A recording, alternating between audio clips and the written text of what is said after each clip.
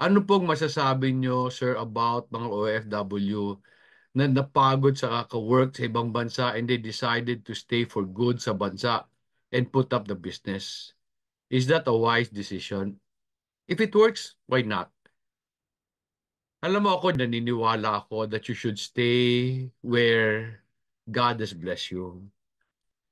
Pilipino ka, should you desire to become an OFW? Ang tanong ko, bakit wala bang lumayaman na Pilipino? Di ba pwede ka naman yumaman dito pag nagsipag ka? And some of the richest people I know are very simple. Anong very simple? Mga taga-palengke, mayayaman yan.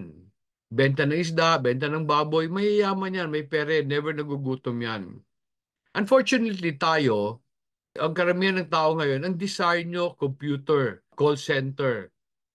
You will notice, later, dumadami competition. Today, BPO. Hirap ngayon. Bakit?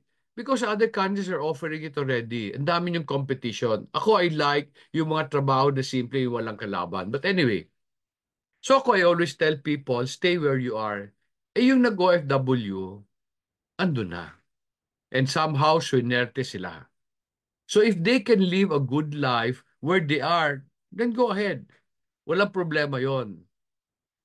However, pag pinipilit mo lang yung luck mo, huwag mong gawin. You're better off dito sa Pilipinas. Now, why do I say that? Kasi maski anong gawin mo, you are second-rate citizen doon.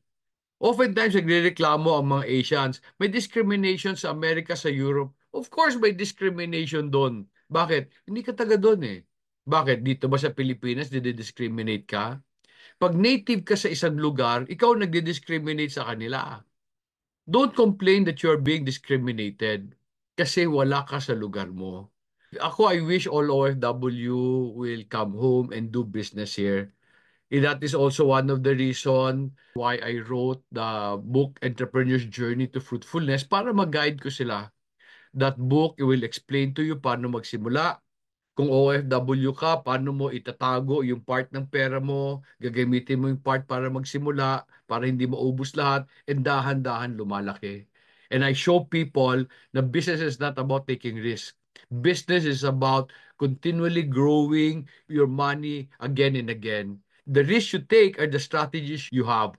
Pero financial risk is not the main concern. It's the idea that you have.